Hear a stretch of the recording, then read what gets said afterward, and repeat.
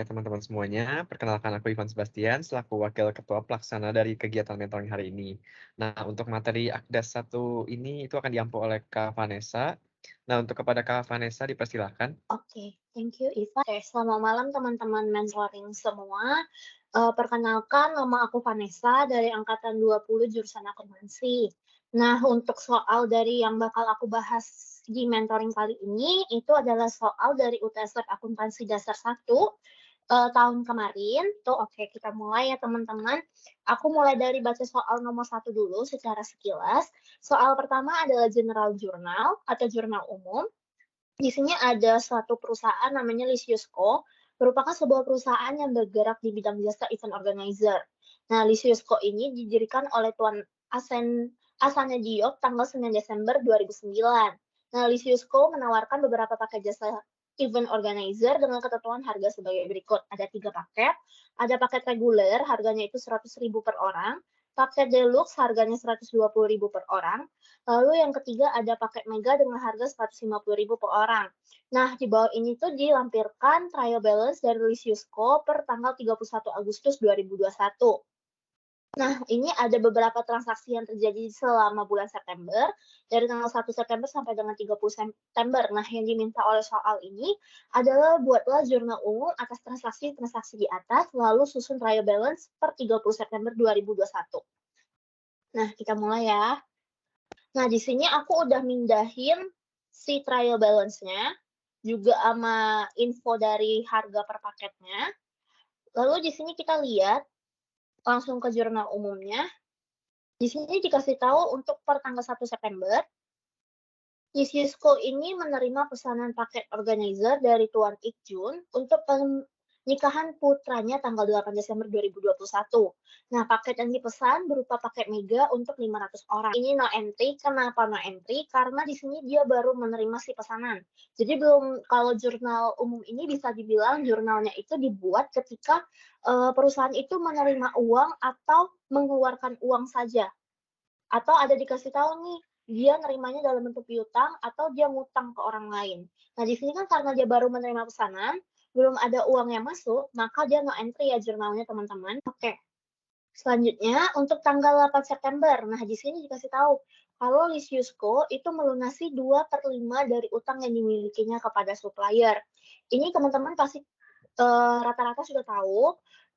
Jawabannya itu jurnalnya adalah accounts payable pada cash, karena dia bilang utang kita ya, melunasi utang kita 2/5 kepada supplier. Nah, cara cari angkanya, cukup dari si accounts payable di sini, yang 100 juta ini, kalian kalikan dengan 2/5. Itu adalah jumlah utang yang dibayarkan ke si supplier.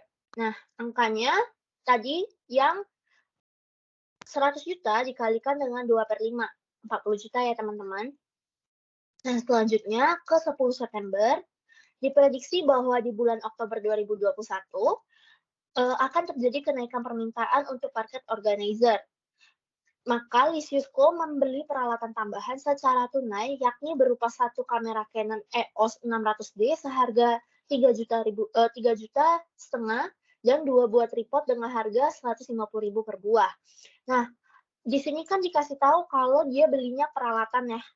Jadi di sini kita bisa catat sebagai equipment secara tunai pada cash. Nah,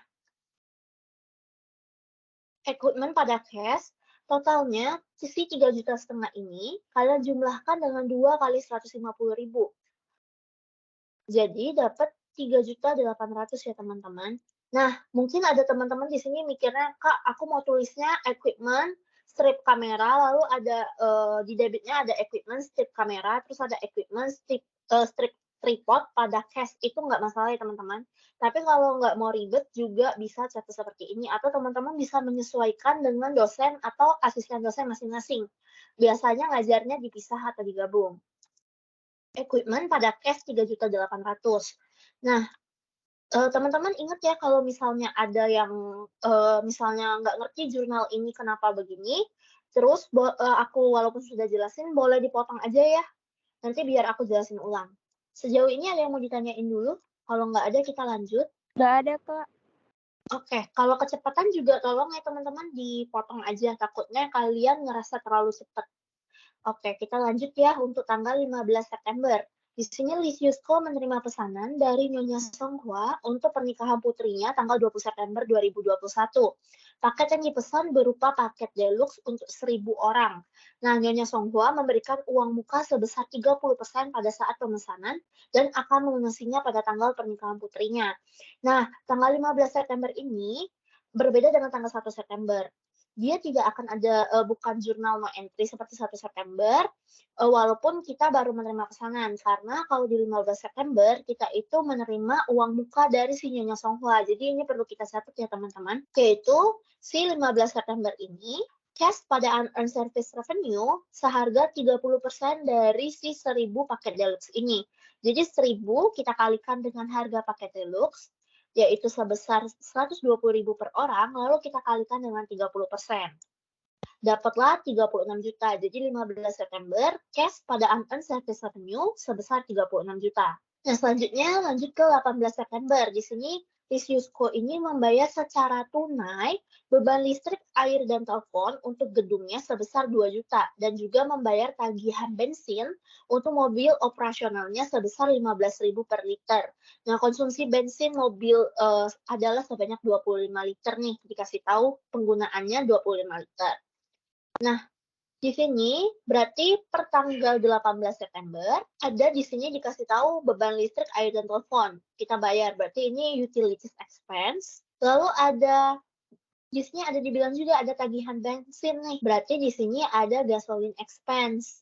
Lalu kita bayarkan secara cash. Nah, kita untuk utilities expense-nya kan udah dikasih tahu nih angkanya langsung, bisa langsung dimasukin sih 2 juta. Lalu untuk gasoline expense itu bisa langsung kalian kalikan antara 15.000 dengan 25 liter. Jadi dapatlah si 375 liter. Lalu untuk cash-nya bisa kalian jumlahkan langsung antara utilities expense dan gasoline expense-nya. Lalu selanjutnya di sini dikasih tahu nih, diingatkan kembali tanggal 20 September pernikahan putri Nyonya Songhua ini telah selesai dilaksanakan oleh Lisiusko. Nah, perlu kalian perhatikan ya teman-teman, terkadang soal di lab itu nggak dikasih tahu transaksi ini lagi. Jadi kalian perlu ingat nih, dari tanggal 15 September ada penyelesaian tanggal 20 September. Jadi kalaupun ini nggak dikasih tahu, tetap ada jurnal 20 September yang harus kalian buat. Walaupun di sini nggak ada ditulis 20 September. Kalian harus tetap membuat si penyelesaian tanggal 20 September. Karena di sini sudah dikasihkan info kalau pernikahannya itu dilaksanakan tanggal 20 September dan pelunasan dilakukan pada tanggal pernikahannya. Jadi ini kita catatnya gimana?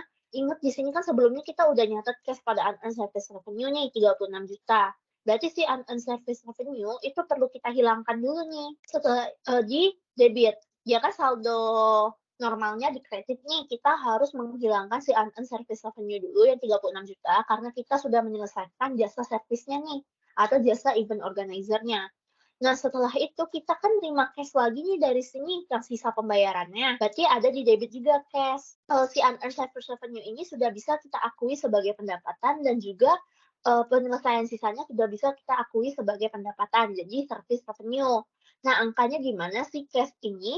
Bisa langsung antara kalian kalikan dengan 70%, si 1.000 dikali 120.000 kali 70%, atau bisa kalian caranya gimana unearned service revenue-nya ini kan turunan dari sini nih, dari yang tanggal 15 September.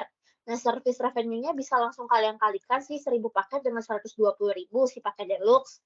Nah, si cash-nya ini bisa langsung kalian kurangkan antara service revenue dengan unearned service revenue. Itu juga boleh. Nah, selanjutnya tanggal 24 September, di sini Lisiusko memutuskan untuk memperbesar usahanya dengan memperoleh pinjaman uang tunai dari Bank ABC sebesar 50 juta rupiah dengan bunga 12% per annually atau per tahun yang akan jatuh tempo 2 tahun kemudian.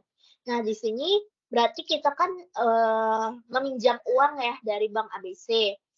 Nah, itu berarti teman-teman kalau pinjam dari bank, utang bank itu bank loan ya. Jadi di sini tanggal 24 September kita minjem uang di bank loan pada cash sebesar 50 juta atau bank loan pada cash. Kalau bank loan pada cash itu kan pembayaran utang bank nih.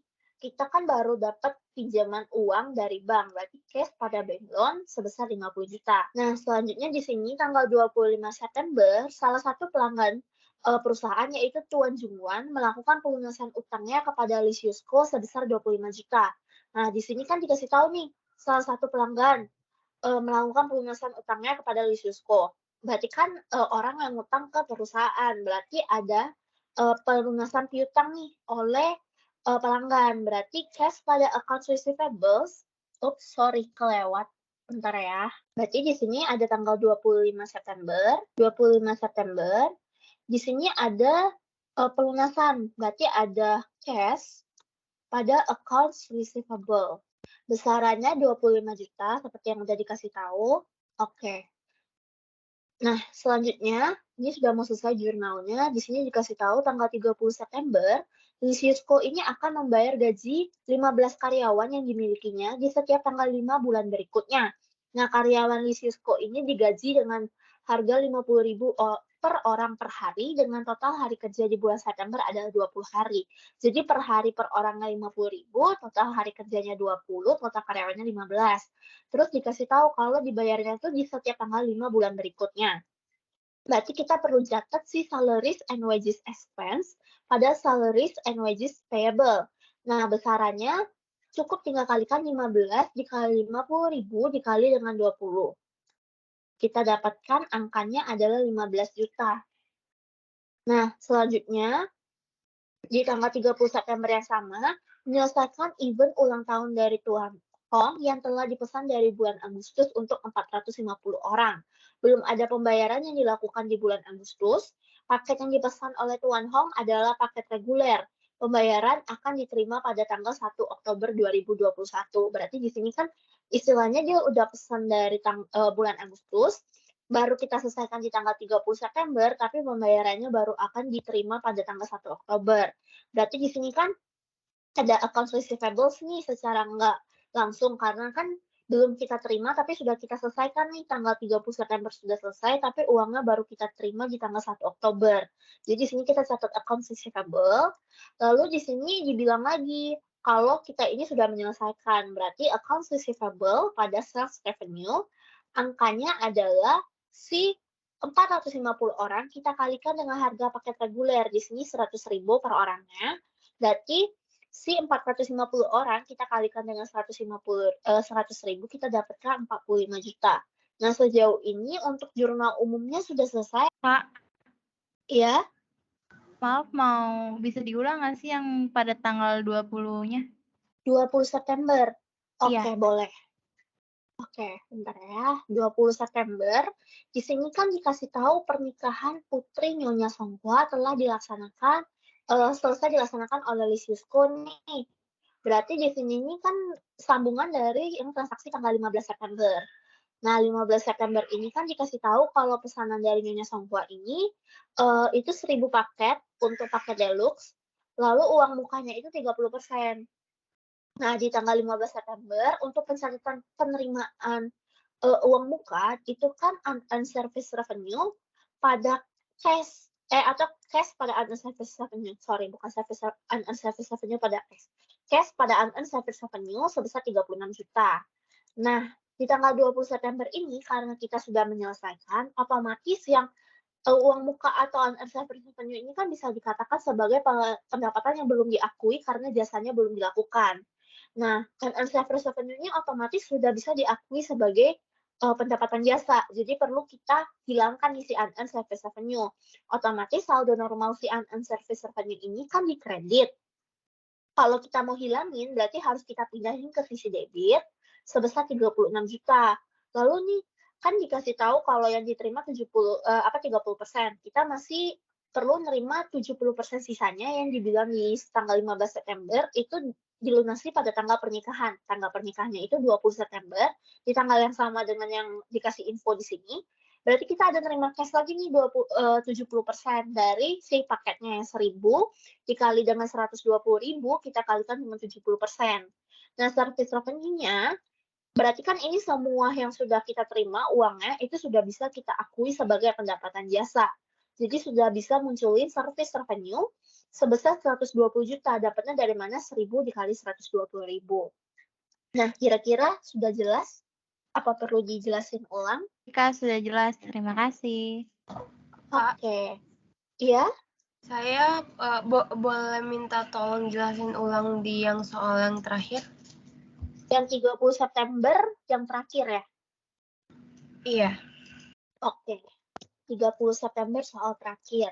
Nah, di sini kan dikasih tahu 30 September ini kita sudah menyelesaikan event ulang tahun dari Tuan Hong ini yang sudah dipesan di bulan Agustus untuk 450 orang. Berarti kan di sini dikasih tahu belum ada pembayaran yang dilakukan di bulan Agustus nih. Ini yang perlu kalian garis bawahi. Kalau dia ini sudah pesan di bulan Agustus tapi belum ada pembayaran, berarti dia baru pesan. Berarti istilahnya transaksi ini sama kayak tanggal 1 September yang baru dicatat doang nih, baru dipesan doang. Jadi waktu bulan Agustus pencatatannya adalah no entry nih untuk yang pesanan Tuan Hong. Karena kita belum menerima uang muka apapun. Nah, dikasih tahu nih kalau si Tuan Hong ini pesannya 450 orang untuk paket reguler. Di sini dikasih tahu kalau ini paket reguler. Nah, kita udah selesai nih, kalau eventnya itu sudah kita selesai tanggal 30 September nih. Tapi baru kita terima di 1 Oktober. Jadi otomatis ini kita akui dulu nih tanggal 30 September itu sebagai piutang usaha kita nih. Kenapa piutang usaha? Istilahnya nih kita sudah bisa mengakui si service revenue tapi kita belum nerima uangnya. Jadi pendapatan jasa udah bisa diakui tapi kita belum nerima uangnya. Otomatis muncullah si piutang usaha di perusahaan. Tanggal 30 Septembernya nih piutang usahanya sebesar berapa? 450 orang ini kan paketnya paket reguler. Harga dari paket reguler adalah 100.000 per orang. Berarti 450 orang ini kita kalikan dengan 100.000, jurnalnya adalah accounts receivable pada sales revenue karena si pendapatan jasanya udah bisa kita akui karena sudah kita selesaikan dan uangnya baru kita terima di 1 Oktober. Belum di hari yang kita selesaikan si jasanya gitu. Apakah sudah dipahami? Kenapa pakai sales revenue? Kenapa nggak dia pakai service revenue? Sorry, Yang di ini Excel. salah ya teman. Sorry, salah ketik typo. Oke. Nah, kita sejauh ini untuk jurnalnya sudah aman? Halo, Kak. Iya, Oh iya, aku iya, mau nanya boleh? boleh. Iya, aku mau tanya yang di tanggal 15 September, Kak. Itu kan dia kan ngasih tahu ya kalau pembayarannya tuh bakal dilunasin pas tanggal pernikahan putrinya. Tapi kalau misalnya di tanggal 15 itu nggak dikasih tahu kapan dia bakal ngelunasin sisa utangnya, tapi tanggal yang 20 itu tetap ditulis cuman buat ngecoh gitu, itu berarti no entry atau gimana ya, Kak ya? Oke, jadi bentar, aku ulangi sedikit pertanyaan kamu. Di sini kamu nanyanya dikasih tahu tetap di soal kalau si pernikahan putrinya di tanggal 20, lalu untuk pembayarannya juga dikasih tahu di tanggal pernikahan putrinya untuk sisanya. Tapi kalau misalnya di soalnya tanggal 20 ada dikasih tahu pernikahan putrinya itu sudah selesai, no entry. Maksudnya no entry-nya di tanggal 15-nya atau di tanggal 20-nya? Di tanggal 20-nya, Kak. Jadi misalnya tuh dia ngelunasinnya tanggal 30 gitu, tapi nggak dikasih tahu sama sekali gitu di sini gitu. Tapi tetap ada soal yang tanggal 20 gitu.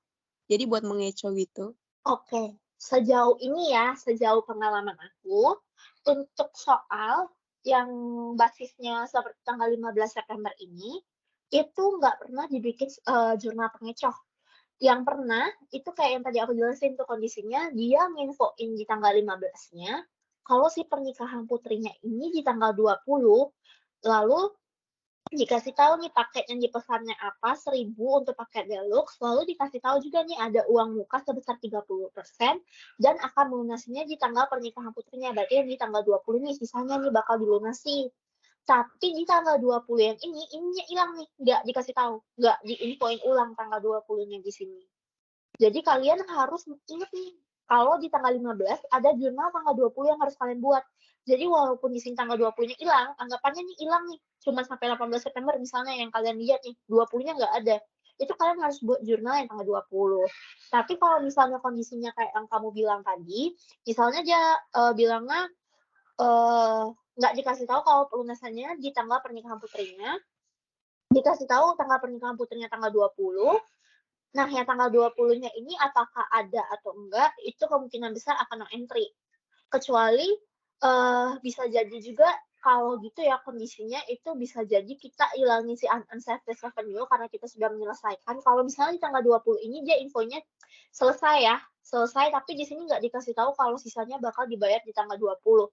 Berarti kalian harus menghilangin si unserved revenue, lalu kalian masukin si accounts receivables dan si service revenue di kreditnya. Karena si pendapatan jasa udah bisa kita akui, tapi uangnya belum kita terima sisanya. Jadi muncullah si accounts receivable. Jadi itu di sini jurnalnya yang tanggal 20 ini bisa kamu ganti si cash-nya jadi accounts receivable kalau misalnya nggak dikasih tahu kalau pelunasan sisanya itu di tanggal pernikahan putrinya.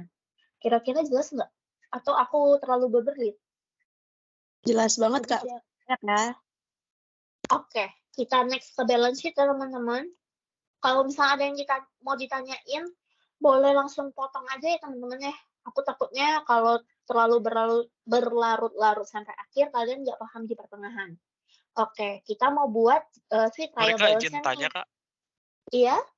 Yang tadi kan ada yang gasoline expense. Itu kalau yang bensin itu pasti gasoline expense atau ada yang lain ya? Soalnya saya sempat waktu itu kayak kenanya itu delivery expense atau kenanya itu beban lain-lain gitu, Kak. Oke. Ini kalau bensin, aku berdasarkan pengalaman waktu Akda 1, itu aku jawabnya selalu gasoline expense. Nah, kalau delivery expense itu bisa kalian lihat, berarti di situ adalah beban pengiriman. Kalau misalnya beban lain-lain, itu juga bisa masuk ke other expense. Jadi tuh kalau beban bensin ini, dia itu antara dimasukkan ke gasoline expense atau ke other expense. Memang antara dua itu, tapi kalau aku biasanya aku jawabnya gasoline expense gitu. Bisa kalian sesuaiin ya, misalnya dengan dosen kalian biasanya ngajarnya gasoline expense, other expense kah, atau dimasukin ke delivery expense, itu bisa kalian sesuaiin. Jadi dosen yang ngajar kan beda-beda nih. Jadi kita harus sesuaiin nih dengan yang biasa diajarin dosen. Karena takutnya salah nih ketika misalnya kalian ngikutin aku jawabnya gasoline, tapi ternyata dosennya ngajarnya bukan gasoline gitu kan, tapi misalnya dimasukin ke other expense gitu. Tadi siapa yang nanya ya? Apakah Brian, Kak. jelas? Ya, Apakah udah jelas. Terima kasih, Kak. Oke, kita lanjut ke trial balance ya teman-teman. Untuk tahu trial balance, kira-kira harusnya udah tahu lah ya. Trial balance ini ingat judulnya harus dibuat. Di pertamanya itu ada si nama perusahaan, business scope. Lalu yang kedua, di baris kedua adalah si trial balance. Lalu yang ketiga kalian masukin untuk tanggal pembuatan trial balance. Di sini kan diminta per tanggal September ya. Sorry, ini ada salah. September 30 2021 in RP ya. Jadi di sini tabelnya aku nggak bakal bikin rupiah-rupiah. Lalu di sini ada judulnya accounts debit dan kreditnya. Nah, ingat teman-teman kalau trial balance untuk asetnya itu selalu disusun dari yang paling lancar hingga yang paling tidak lancar. Jadi otomatis di baris pertama selalu ada cash. Nah, di sini ada cash. Besarannya ini caranya masukin angka si trial balance dari yang ini kan besaran 373.825.000. Caranya gimana? Masukin angka dulu dari trial balance-nya 250 juta ini. Terus kalian lihat nih di jurnal umum tadi. Kalau cash-nya di debit berarti ditambah, kalau cash-nya di kredit berarti dikurang. Kalian harus perhatiin semua jurnal yang ada di jurnal umum yang mana aja yang ada cash-nya. Di sini tanggal 8 September ada cash-nya di kredit, berarti kurangnya 40 juta.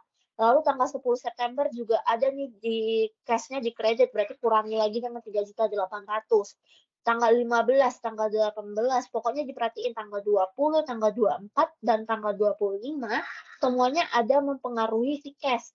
Baik dari sisi debit maupun kredit, tapi harus ingat debit menambah, kredit berkurang. Setelah kita tambahin dan kurangi, semuanya hasilnya didapatlah si 373.825.000. Nah, bisa di next. Selanjutnya ini setelah cash yang paling lancar adalah accounts receivable. Kalau misalnya teman-teman ngerasa takut, biasanya teman-teman bisa ngurutin dulu untuk bagian aset yang di trial balance yang lama nih. Berarti di sini kan asetnya itu dari cash sampai prepaid advertising. Ini bisa teman-teman masukin dulu untuk nama-nama accounts-nya ke bagian trial balance. Terus baru teman-teman lihat nih, perhatiin apakah ada nama accounts aset lagi yang baru di bagian jurnal umum. Nah, tapi di trial balance atau soal yang ini kebetulan nggak ada. Teman-teman bisa ini dulu. Oke. Nah, selanjutnya ini ada accounts receivable. Accounts receivable-nya di sini kita dapetin 135 juta. Dapatnya dari mana? Si trial balance yang tanggal 31 Agustus ini, per tanggal 31 Agustus yang dikasih tahu di soal, itu kalian tambah kurangi dengan accounts receivable yang ada di jurnal umum. Di sini kan di jurnal umum ini accounts receivable-nya kalian perhatiin nih. Ada nggak accounts receivable yang lain nih? Di sini kan dikasih tahu kalau accounts receivable-nya ini ada 2 kali ya, berarti ini aku harus revisi sedikit. Di sini kan ada accounts receivable di tanggal 25 September dan tanggal 30 September. Di sini tanggal 25 Septembernya di kredit, berarti kita ngurangi dengan yang di sini. Lalu kita tambahin dengan yang accounts receivable di tanggal 30 September. Berarti kita dapetin 110 juta di sini. Lalu di sini kita lihat lagi supplies-nya, apakah di sini supplies ada bertambah. Kalau nggak ada kata supplies di sini, maka bisa kalian langsung pindahkan aja supplies yang 45 juta ini. Kita lanjutin ya. Tadi kalian kedengarannya sampai ke yang mana ya sebelumnya? Kak, mohon maaf, boleh tanya yang sebelumnya nggak, Kak? Yang mana tuh? Tadi kan yang pinjaman bank itu kenapa bisa masuknya ke bank loan, bukannya not payable? Oke. Jadi kalau not payable itu utang wesel. Jadi utang wesel dengan pinjaman bank itu berbeda ya teman-teman. Jadi perlu diperhatikan itu tuh antara dianya wesel, utang wesel nih, kalau utang wesel itu not payable atau dia itu masuknya ke bank loan. Bank loan itu pinjaman bank. Nah, di sini itu dikasih taunya benar-benar pinjaman bank ya. Nggak ada kata weselnya. Di sini itu dikasih taunya pinjaman bank. Nih, pinjaman uang tunai dari Bank ABC sebesar 50 juta. Lah, inilah kenapa jurnalnya itu si cash pada bank loan, bukan cash pada not payable gitu. Apakah jelas? Tadi siapa yang tanya ya? Sorry. Baik, Kak, terima kasih. Oke. Sama-sama. Oke, kita next dulu ya teman-teman. Untuk trial balance-nya tadi kalian kedengaran sampai bagian apa ya? Equipment ya? Supplies, Kak. Oh, sampai ke supplies ya doang ya? Oke. Di sini supplies-nya kalian perhatiin apakah di jurnal umum kita ini ada jurnal yang mengganggu atau yang mempengaruhi si supplies. Di jurnalnya kebetulan nggak ada nih jurnal supplies yang mempengaruhi angka di trial balance sebelumnya. Jadi bisa kita masukin aja si supplies-nya dari trial balance sebelumnya, langsung kita copy paste ke trial balance sekarang. Yang ke September 30, 2021. Angkanya 45 juta. Lalu kita next. Selanjutnya, seperti yang tadi aku udah bilang, kalau trial balance itu disusunnya dari yang paling lancar sampai yang paling nggak lancar. Kalau untuk di trial balance bagian aset. Nah, setelah supplies itu bisa kita masukin equipment nih. Equipment-nya, angkanya ini dari yang jurnal yang tadi di tanggal 10 September kita ada beli kamera sama tripod, harganya itu 3.800.000. Setelah itu nggak ada equipment nih, nggak ada hal-hal yang mempengaruhi si equipment. Makanya bisa langsung kalian masukin si equipment-nya 3.800.000. Next-nya building.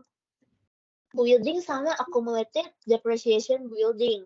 Nah, di sini bisa kita lihat itu nggak ada yang mempengaruhi building maupun vehicle ya. Vehicle ada di setelahnya. Itu nggak ada yang mempengaruhi si building sama vehicle ataupun accumulated depreciation building maupun vehicle. Jadi bisa teman-teman langsung copy paste dari trial balance sebelumnya, langsung masuk ke trial balance-nya yang di September. Nah, selanjutnya ada prepaid rent sama prepaid advertising. Prepaid rent sama prepaid advertising-nya itu bisa kalian langsung lihat di sini kan nggak ada nih yang mempengaruhi prepaid-prepaidan nih di jurnalnya. Nggak ada prepaid apapun yang masuk atau mempengaruhi angka prepaid di trial balance yang bulan Agustus. Jadi bisa langsung kalian copy paste juga nih ke trial balance yang bulan September. Nah, selanjutnya kita udah mulai masuk ke bagian yang equity sama liabilities. Dari aset itu setelahnya itu kita langsung masuk ke si liabilities. Accounts payable, unearned service revenue, notes payable. Oke, di sini kita di trial balance sebelumnya itu belum ada si bank loan, jadi perlu kita masukin. Oke. Nah, di sini perlu kita masukin si accounts payable. Lalu kita juga sebelumnya di jurnal itu ada salaries and wages payable yang baru muncul nih tanggal 30 September. Di salaries and wages payable itu ada nih tanggal 30 Septembernya. Kita muncul salaries and wages payable sebesar 15 juta. Lalu kita masukin unearned service revenue, notes payable, lalu kita masukin nih ada juga bank loan yang baru muncul setelah di jurnal umum. Nah, kita lihat satu-satu dari accounts payable. Apakah accounts payable yang dari bulan Agustus di trial balance-nya? Kita perhatiin di jurnalnya, apakah ada hal-hal yang mempengaruhi si accounts payable. Di sini ada di tanggal yang pembayaran nih, tanggal 8 September, kita ada bayarin utang kita ke supplier sebesar 2/5 dari trial balance bulan Agustus. Berarti kita potong 40 juta nih. Si 100 juta kita potongin dengan si accounts payable yang kita lunasi di tanggal 8 September 40 juta. Dapat 60 juta. Nah, next ke salaries and wages payable karena ini baru muncul. Bisa teman-teman langsung masukin angkanya dari si jurnal umum tanggal 30 September yang 15 juta ini. Nah, selanjutnya unearned service revenue. Nah, ini yang perlu diperhatiin, unearned service revenue. Ini angka-angkanya itu teman-teman perhatiin dari si trial balance ini sama jurnalnya. Karena tadi kan ada beberapa jurnal yang pakai unearned service revenue tuh. Kita masukin si unearned service revenue-nya dari trial balance sebelumnya. Terus kita masukin yang tanggal 15 September nih, tambah nih unearned service revenue, saldo normalnya di kredit. Kita tambahin 36 juta. Lalu mana lagi nih kita ada tanggal 20 September penyelesaian, berarti kita kurangi lagi dengan 36 juta. Terus ada lagi nggak? Nggak ada. Oke, otomatis sudah selesai. 36 juta, potong 36 juta. Berarti dia otomatis balik lagi ke saldo trial balance yang di sini. Secara nggak langsung. Lalu di sini notes payable. Notes payable, apakah di sini ada yang mempengaruhi notes payable? Nggak ada ya teman-teman. Jadi notes payable-nya bisa langsung di copy paste juga dari trial balance bulan Agustus 30 juta. Si bank loan juga karena baru muncul, itu bisa langsung teman-teman copy paste juga dari trial balance dari jurnal yang tanggal yang bank loan ini.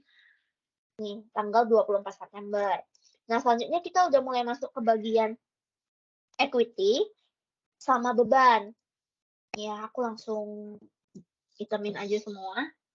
Nah, di sini teman-teman jangan salfok dulu ya dengan di sini punya total, karena di sini tadi ada yang aku revisi untuk accounts receivable-nya, jadi nanti aku sambilan jelasin. Nah, untuk share capital ordinary-nya, apakah di jurnal ada yang mempengaruhi si share capital ordinary? Kalau nggak ada, berarti langsung copy paste nih dari trial balance. Trial balance-nya 300 juta ya. Lalu si service revenue ini yang banyak nih, yang perlu kita perhatiin. Dari trial balance, terus kita tambah kurangi dengan yang ada di sini. Berarti mulai dari si I16 yang ada service revenue 120 juta. Lalu di sini mana lagi? Ada tanggal 30 September nih 45 juta. Lalu apakah ada lagi? Nggak ada ya teman-teman ya. Berarti di sini yang kurang adalah si cash-nya. Oke, si cash-nya yang belum masuk ya. Nah, kita lanjut lagi di sini, service revenue-nya ini kita tambahin kurangin dengan yang di sini, karena service revenue-nya semuanya ada di sisi kredit, baik untuk tanggal 20 September maupun di tanggal 30 September, maka ini kita tambahin semua karena saldo normal dari service revenue itu di kredit. Dapatlah angka sih 1 miliar 15 juta. Lalu lanjut lagi ke depreciation expense, di sini nggak ada expense depreciation ya, jadi bisa langsung di copy paste. Lalu kan kita muncul nih, ada 3 beban baru dari salaries and wages expense, utilities expense, sama gasoline expense. Semuanya bisa langsung di copy paste dari jurnal. Nah, untuk urutannya apakah harus diurutin kayak gini, Kak? Nggak perlu sebenarnya. Bisa teman-teman lihat dari jurnal beban mana duluan yang muncul, itu nggak masalah. Nah, angkanya udah balance ya teman-teman, sama-sama 1.830 juta. Nah, sejauh ini, apakah ada yang mau ditanyain dulu untuk trial balance? Kak, Iya. kalau untuk utang itu ada urutannya nggak? Oke, untuk utang itu sebenarnya bisa ada urutannya ya teman-teman ya. Gimana urutannya? Sama aja dari yang paling lancar sampai yang paling nggak lancar. Nah, biasanya untuk bank loan ini, karena di sini nggak dikasih tahu ya notes payable-nya pinjamannya berapa tahun gitu. Tapi biasanya bank loan ini lebih lama. Jadi bisa teman-teman urutin accounts payable, terus kenapa salaries and wages payable dulu? Karena di sini dikasih tahu kalau salaries and wages payable-nya akan dibayarkan tanggal 5 bulan depan. Berarti kan cuma 5 hari setelahnya nih, nggak lama setelah itu kan. Jadi kita masukin dulu nih salaries and wages payable. Unearned service revenue-nya kenapa setelah itu? Karena kita nggak tahu ada pendapatan apa lagi yang sudah kita terima uangnya tapi belum bisa diakui. Itu kapan selesainya semuanya kita nggak tahu, yang 80 juta ini. Baru setelah itu notes payable dan bank loan. Apakah jelas? Jelas Kak, makasih. Oke, kita lanjut. Di sini soal 2 adjusting entries and correcting entries. Ini di sini dikasih tahu kalau STI Ayato Corporation merupakan sebuah perusahaan besar yang menyediakan jasa percetakan. Nah, perusahaan ini dipimpin oleh Mrs. Ayaka sejak 1 Januari 2019. Laporan keuangan perusahaan itu dibuat setiap setahun sekali. Berikut disajikan unadjusted trial balance per tanggal 31 Desember 2021. Berarti ini trial balance yang belum disesuaikan atau belum ada jurnal penyesuaian sebelumnya. Nah, dimintalah di sini dikasih tahu nih, bagian A-nya ini data penyesuaian, lalu bagian B-nya adalah data koreksinya. Jadi perintahnya ini kita disuruh buat jurnal penyesuaian dan jurnal koreksi yang diperlukan selama periode transaksi di atas. Kita pindah dulu. Nah, di sini kita langsung masuk ke bagian A ya, teman-teman ya. Setelah melakukan stock of name atau pengecekan stok, ternyata sisa perlengkapan yang dimiliki oleh perusahaan ini sisanya 2,5 juta. Nah, kalau di jurnal penyesuaian atau adjusting entries itu biasanya kan ada 2 jenis pencatatan tuh, secara harta atau secara beban. Nah, gimana cara ketahuinya? Kalian bisa lihat dari trial balance-nya nih yang unadjusted ini. Di sini dia catatnya sebagai supplies atau supplies expense. Kalau dia catatnya di sini cuma ada supplies expense, nggak ada akun supplies-nya, berarti dia dicatat secara beban. Nah, karena dia dicatatnya di sini sebagai harta, untuk jurnal penyesuaian perlengkapan secara harta itu adalah supplies expense pada supplies. Nah, angkanya itu berapa? Sebesar yang sudah terpakai. Berarti kan istilahnya gini loh logikanya. Kalau kenapa dia dicatatnya sebesar yang angkanya yang muncul itu sebesar yang sudah dipakai, karena nanti di trial balance-nya, supplies-nya itu angkanya adalah angka yang sisa. Karena yang sudah kita pakai harus kita potong nih. Biar kita tahu nih di supplies, harta supplies kita sisanya segini loh. Yang benar-benar masih bisa dipakai lagi gitu. Jadi angkanya adalah jurnalnya supplies expense pada supplies, besarannya itu adalah si 7.500.000 dari si trial balance yang unadjusted ini dipotong dengan yang tersisa nih 2,5 juta untuk kita lihat berapa sih yang terpakai 5 juta gitu. Next, Sorry Kak. Iya? Mau tanya tadi gimana cara bedain kita pendekatan harta dengan pendekatan beban Kak? Oke. Aku ulangin ya, gimana cara kita bedain pendekatan harta sama pendekatan beban. Nah, teman-teman bisa lihat di unadjusted trial balance-nya. Di sini kan dia catatnya supplies ya, 7,5 juta. Bukan supplies expense, 7,5 juta. Nah, cara bedanya gitu tuh. Kalau dia dicatat sebagai, di sini di unadjusted trial balance-nya dicatatnya supplies, berarti kita catatnya secara harta. Kalau dia dicatatnya supplies expense, maka kita catatnya sebagai beban. Jurnal penyesuaiannya pakai yang jurnal penyesuaian beban, ya supplies pada supplies expense. Apakah jelas? Iya Kak, jelas. Oke, kita next. Iya, sama-sama. Kita next ke data kedua. Di sini dalam rangka memperluas area pemasaran. Iya? Boleh juga nggak Kak? Soalnya saya di sana. Siapa? Len ya? Kenapa Len? Iya Kak, Len. Boleh diulang nggak Kak? Barusan saya disconnect soalnya. Mohon maaf Kak. Oke. Kita ulang lagi ya. Len tadi dengarnya sampai bagian mana? Keluar dari awal Kak. Untuk jurnal penyesuaiannya ya? Iya. Oke. Untuk jurnal penyesuaiannya, Makasih di Kak. nomor 1, Iya, untuk nomor 1, setelah melakukan stock of name, ternyata sisa perlengkapan yang dimiliki oleh perusahaan itu 2,5 juta. Berarti yang dikasih tahu di invoice ini itu kan saldo yang sisanya. Nah, cara kita ketahui dia itu dicatatnya supplies expense pada supplies atau supplies pada supplies expense, atau bisa dibilang catatnya secara aktiva atau dicatat sebagai beban, itu kalian lihat dari adjusted trial balance-nya. Dia di sini ditulisnya supplies atau supplies expense. Kalau di sini ditulisnya supplies, berarti kalian catat jurnal penyesuaiannya secara harta. Tapi kalau misalnya ditulisnya supplies expense, maka kalian catatnya itu sebagai beban atau pencatatan beban, jurnal penyesuaian beban. Nah, karena di sini supplies, maka kita catat sebagai harta di mana angkanya adalah sebesar yang sudah digunakan atau yang sudah terpakai. Berarti jumlah penyesuaiannya untuk yang nomor 1 adalah supplies expense. Pada supplies, angkanya adalah 7,5 juta, kita potong dengan saldo yang tersisa yang 2,5 juta, kita dapetin 5 juta. Untuk kalian, apakah sudah paham? Baik Kak, terima kasih. Kak, Oke, mau nanya Kak. Ya? Kalau misalkan di soalnya bilangnya tersisa, berarti kita nulis angkanya yang ada di nomor 1 itu ya Kak?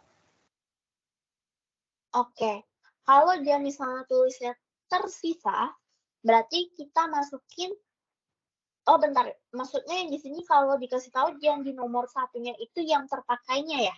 Tadi siapa ya? Ya mungkin dia bilangnya misalnya ternyata tersisa, bukan sisa, berarti angkanya itu yang kita masuk. Sisa dan tersisa itu sebenarnya sama aja, kecuali dia bilangnya terpakai. Nah, kalau misalnya dibilangnya di nomor 1 itu terpakai sebesar 2,5 juta, maka jurnal penyesuaiannya yang kita pakai, angkanya itu langsung dari keterangannya. Kalau dia dicatatnya sebagai harta, kecuali misalnya nih dia dicatat sebagai beban, lalu dikasih tahu yang tersisanya 2,5 juta, berarti kita langsung masukin angkanya 2,5 juta, tapi pencatatannya beban. Kalau misalnya itu sisa. Tapi kalau misalnya dia harta, terus dibilangnya di situ tersisa, maka kita harus cari nih yang terpakainya berapa. Kecuali di keterangannya dikasih tahu terpakai. Apakah jelas untuk lanjutkan?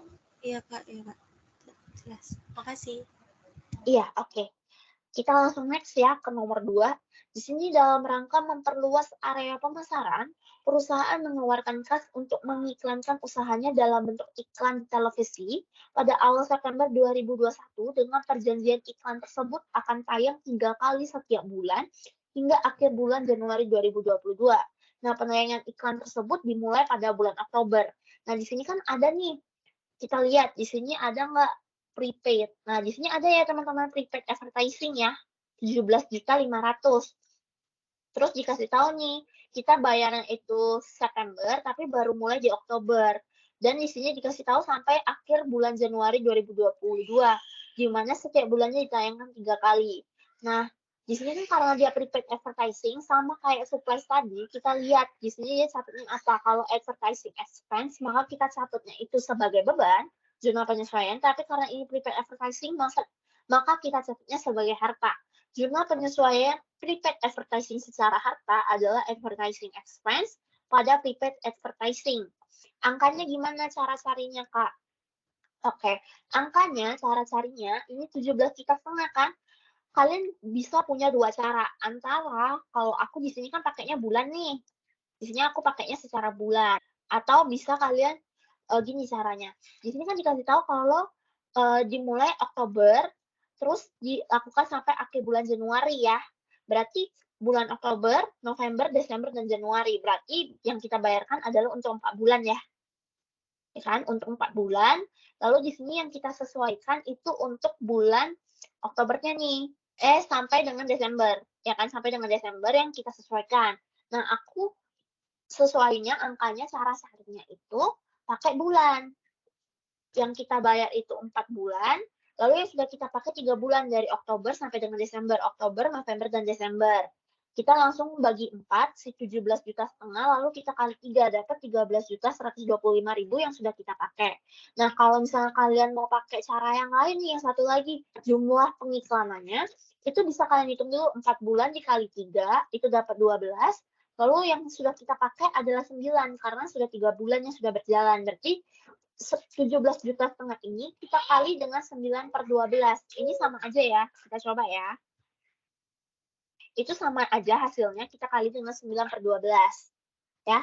Jadi bisa teman-teman pakai dengan cara per bulannya dibagi dengan bulan dikali dengan yang sudah terpakai, atau bisa teman-teman cari dengan yang jumlah total iklan berapa yang kita bayar lalu kita kali dengan yang sudah terpakai. Itu ya caranya teman-teman. Oke, next. Ada yang mau ditanya dulu untuk advertising? Itu 4 bulan dari mana, Kak? Oke, aku ulang lagi ya. Di sini kan dikasih tahu kalau penayangan iklan dilakukan dimulai pada bulan Oktober, lalu dibilang di sini akan ditayangkan setiap bulannya hingga akhir bulan Januari. Berarti kan sampai dengan Januari ya istilahnya. Oktober, November, Desember, dan Januari. Berarti ada 4 bulan ya teman-teman. Oke kan? Sudah jelas 4 bulannya datang dari mana? Jelas, Kak. Makasih. Oke, kita lanjut ya ke nomor 3. Di sini dalam rangka menjaga mesin perusahaan agar terhindar dari ancaman-ancaman yang ada, STI Ayato Corporation memutuskan untuk mengasuransikan mesin tersebut selama 24 bulan dengan mengeluarkan sejumlah uang pada tanggal 30 Juni 2021. Jadi dibayarkannya untuk 2 tahun, kita bayarin tanggal 30 Juni 2021. Kita cek nih di sini adanya apa, prepaid insurance ya, bukan insurance expense, maka kita catatnya sebagai harta. Jurnal penyesuaian harta. Berarti insurance expense pada prepaid insurance. Nah, angkanya gimana? Cara cari angkanya di sini kan dikasih tahu kalau kita bayarin 30 Juni 2021. Kita hitungnya berarti istilahnya kalau 30 Juni kita bayarin, teman-teman bisa hitungnya mulai dari tanggal 1 Juli. Berarti Juli, Agustus, September, Oktober, November, dan Desember. Berarti ada 6 bulan yang sudah kita pakai kan? Dari 24 bulan yang kita pakai. Berarti yang kita bayarin di sini kan prepaid insurance-nya 15 juta. Jadi 15 juta ini kita bagi dengan 24, kita kali dengan 6 yang sudah kita pakai. 3.750.000. Oke, kita next ya ke nomor 4. Nah, nomor 4 di sini STI Ayato Corporation telah menyelesaikan jasa percetakan brosur kepada Mr. Fenty pada akhir Desember sebesar 10 juta, tetapi belum menerima pembayarannya. Berarti di sini kita udah menyelesaikan jasa percetakan, tapi belum kita terima uangnya. Berarti sudah bisa kita akui si service revenue-nya, tapi belum kita terima nih uangnya. Berarti jurnal penyesuaiannya apa nih? Di sini sebelumnya itu berarti mungkin kita catatnya bentar. Oke, karena dia belum menerima pembayarannya, di sini bentar ya, aku revisi sedikit ya.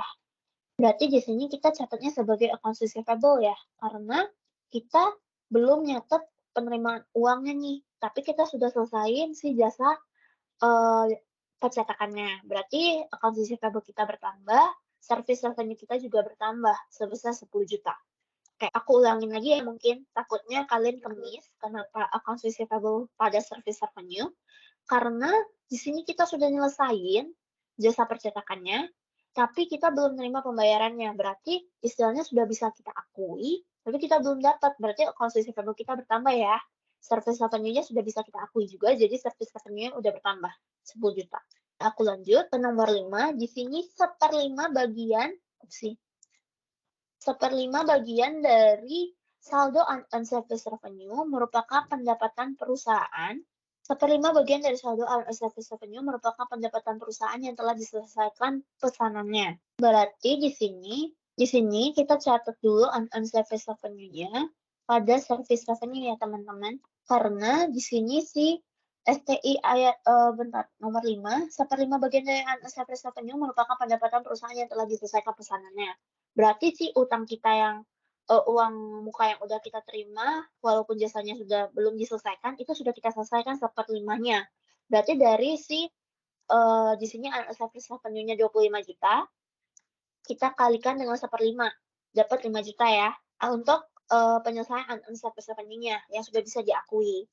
Nah, selanjutnya nomor 6-nya dikasih tahu kalau perusahaan itu memiliki wesel tagih. Wesel tagih itu note receivable yang diperoleh pada tanggal 1 Juli 2021 untuk jangka waktu selama 12 bulan dengan suku bunga 5% per annually. Nah, di sini perusahaan itu belum melakukan penyesuaian atas bunga. Berarti di sini kita mau penyesuaian bunga nih untuk note receivable yang kita punya.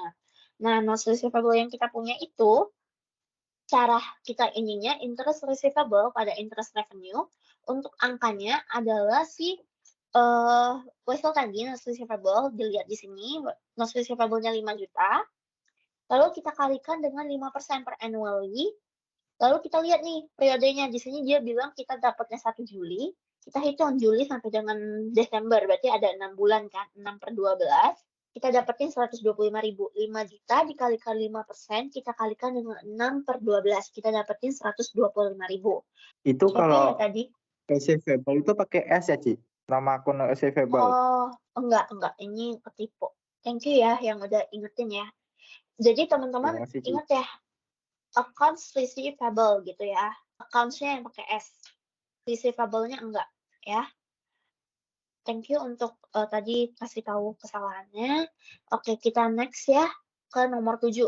Di sini dikasih tahu selain wesel tadi, STI Ayato Corporation juga menerbitkan wesel bayar dengan jangka waktu selama 12 bulan. Nah, perusahaan itu memiliki beberapa wesel bayar dan perusahaan itu belum mencatat beban bunga yang terjadi. Nah, rincian dari wesel bayar itu sebagai berikut. Nah, di sini kita punya note payable juga nih yang belum kita sesuaikan untuk bunganya. Nah, teman-teman di sini buat kalian yang mau bikin jurnalnya satu-satu per wesel tadi itu boleh, atau yang mau digabungin kayak aku juga boleh. Nah, aku jelasinnya secara digabung dulu ya. Untuk secara dipisah teman-teman langsung tahu pasti jurnalnya sama tapi angkanya satu-satu dari sini. Oke. Di sini dikasih tahu yang pertama itu ada sebesar 6 juta diterbitkannya 1 Mei 2021 dengan suku bunganya 8% per annually atau 8% per tahun. Berarti 6 juta untuk notes payable-nya, kita kalikan dengan 8%, kita kali dengan dari Mei sampai Desember, itu ada 8 bulan, per 12 kita dapetin bunganya 320.000 untuk notes payable yang pertama nih. Notes payable yang kedua, 10 juta 1 Juli 2021 terbitnya, suku bunga 7% per tahun. Berarti 10 juta kita kalikan 7%, kita kalikan dengan 6/12 dari Juli sampai dengan Desember. Dapat 350.000. Selanjutnya lagi, notes payable yang terakhir nih, 14 juta terbitnya 1 Oktober 2021, suku bunganya 9%. Berarti 14 juta kita kali dengan 9%, kita kalikan dengan 3/12 dari bulan Oktober sampai dengan Desember. Dapat 315.000. Kita totalin dapatnya 985.000. Lalu kita masukin ke jurnal interest expense pada interest payable sebesar 985.000. Ini kenapa dia interest payable? Karena kita belum bayar dan belum kita catat. Jadi interest expense pada interest payable. Oke, kita next ya ke nomor 8. Untuk yang penyesuaian nomor 7, ada yang mau ditanyain dulu? Ci, aku mau tanya yang nomor 7. Oke. Kalau misal nominalnya itu dipisah-pisah, nama akunnya gimana? Gimana maksudnya dipisah-pisah nama akunnya? Oh, jurnalnya. Kalau jurnalnya dipisah-pisah. Iya. Oke. Kalau jurnalnya dipisah-pisah, nama akunnya tetap sama nih, interest expense pada interest payable. Cuma mungkin kalian bisa lihat nih, mungkin notes yang mana kalian bikinnya note 1 gitu, notes payable pertama, notes payable B, notes payable C gitu. Kalau misalnya kalian pisah-pisah. Jadi interest expense pada interest payable sebesar 320.000. Berarti kalian bikin interest expense strip notes payable A pada interest payable senilai 320.000 gitu. Terus interest expense notes payable B pada interest payable senilai 350.000. Begitu juga yang C gitu. Jelas kira-kira? Jelas. Oke. Kita lanjut ke nomor 8 ya teman-teman. Di sini STI Ayato Corporation mempunyai 3 jenis aset tetap. Yang pertama ada tanah dibelinya awal tahun 2020 sebagai investasi untuk memulai usaha. Lalu yang B ada mesin yang diperolehnya itu tanggal 1 Juli 2021 dengan rate penyusutan 10% per tahun. Lalu yang C ada equipment yang diperolehnya 1 April 2021 dengan rate penyusutan 5% per tahun. Nah, teman-teman jangan terkecoh dengan tanah ini ya. Tanah ini nggak akan pernah kita susutin, karena tanah itu dianggap tidak ada penyusutan. Nah, jadi ini teman-teman walaupun di sini dikasih tahu tanah itu dibelinya kapan, itu nggak usah dipeduliin kalau untuk jurnal penyesuaian penyusutan. Oke, jadi di sini yang perlu kita perhatiin adalah poin B dan C. Nah, di sini teman-teman lihat ya, kita punya depreciation expense untuk mesin dan equipment yang belum kita catat. Nah, cara ngitungnya, teman-teman bisa langsung dulu bikin jurnalnya depreciation expense pada accumulated depreciation mesin, lalu dan accumulated depreciation equipment. Atau boleh teman-teman bisa nanti, misalnya depreciation expense pada accumulated depreciation mesin untuk jurnal pertamanya, jurnal keduanya depreciation expense pada accumulated depreciation equipment. Itu boleh ya. Cuman ini aku gabung aja. Jadi di sini untuk perhitungannya, caranya kita hitung dulu satu-satu dari mesin. Di sini dikasih tahu kalau mesin itu rate penyusutannya 10%. Berarti lihat mesin di sini, oke, jadi sudah ada accumulated depreciation ya, 2,5 juta. Ini per Desember 31 2021. Berarti tetap sama ya. Si 50 juta kita kalikan dengan 10%, kita bagi dengan 6/12. Kenapa 6/12? Karena dia diperolehnya bulan Juli ya. Jadi kita kali dengan 6/12, kita dapetin 2,5 juta. Oke? Lalu selanjutnya ada equipment, diperolehnya 1 April, rate penyusutannya 5%. Nah, di sini equipment-nya berapa? Lihat dulu equipment-nya 35 juta. 35 juta kita kalikan 5%. Lalu kita hitung nih dari bulan berapa tadi? April sampai dengan Desember. Itu ada 9 bulan. Kita bagi dengan 12. Dapat 1.312.500. Untuk depreciation expense-nya, angkanya tinggal dijumlahin dari accumulated depreciation mesin dan accumulated depreciation equipment. Kak, aku mau coba tanya deh, Kak. Untuk ini nih, kalau misalkan ada penghitungan bulan ya, misalkan mesin nih diperoleh pada 1 Juli 2021. Itu kan berarti Juli kita hitung juga kan. Kalau misalkan dia diperoleh dari 30 Juli, berarti Juli kita udah nggak usah hitung lagi dong. Langsung ke Iya, benar. langsung ke itunya bulan selanjutnya aja ya, Kak. Iya, benar. Jadi kalau misalnya dia tulisnya 31 Juli nih, dapatnya 31 Juli. Kalau ditulisnya 31 Juli, kita hitungnya dari bulan Agustus. Agustus, September, Oktober, November, Desember. Tapi kalau misalnya ditulisnya 1 Juli, kita hitungnya dari Juli. Bener ya? Oke. Kak, aku mau tanya yang tanah tadi gimana, Kak? Untuk tanah, walaupun dia diinfoin kapan dia dibelinya, atau bahkan nih dikeco dengan misalnya dikasih tahu metode penyusutannya, berapa persen, kalau kayak soal ini dikasih tahu mesinnya berapa persen, equipment-nya berapa persen, misalnya dikasih tahu nih, tanahnya juga disusutin 10% per tahun. Itu jangan kalian keco ya, jangan terkecoh ya. Tanah itu nggak pernah disusutin. Jadi nggak pernah ada penyesuaian untuk penyusutan tanah. Kalian selama belajar nggak pernah kan kelihatan accumulated depreciation land itu nggak pernah ada. Land itu dianggap bukannya turun, malah naik nilainya. Land itu nggak pernah turun nilainya, tapi selalu naik. Seperti yang kalian tahu kan, tanah itu makin lama makin mahal. Jadi, tanah itu nggak pernah disusutin. Makanya nggak ada depreciation expense pada accumulated depreciation land. Gitu. Apakah sudah jelas? Oke, Kak. Makasih, Kak. Oke, kita next ya teman-teman. Ke nomor 9, di sini terdapat tagihan atas beban listrik, air, dan telepon yang masih harus dibayar masing-masing 5 juta, 3 juta, dan 2 juta. Pembayaran selalu dilakukan di setiap awal bulan berikutnya. Berarti di sini ada utilities expense nih, sudah ada tagihannya, tapi baru kita bayarin di awal bulan tahun depan. Awal bulan berikutnya berarti dia bayar itu setiap bulan, tapi di awal bulan berikutnya. Jadi tagihan yang muncul dulu, ada payable dulu, baru kita bayarin di bulan berikutnya. Nah, berarti di sini ada utilities expense pada utilities payable nih teman-teman. Nilainya itu kita jumlahin aja 5 juta, 3 juta, dan 2 juta. Kita jumlahin dapat 10 juta nilainya gitu untuk utilities expense pada utilities payable.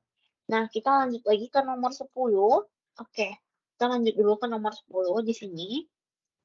Nomor 10 di sini dikasih tahu kalau gaji dan upah pegawai yang belum dibayarkan pada akhir Desember 2021 itu sebesar 25 juta. Belum dibayarkan, tapi sudah ada nih gaji yang belum kita bayarin. Berarti ada salaries and wages expense pada salaries and wages payable. Nilainya adalah 25 juta. Ya.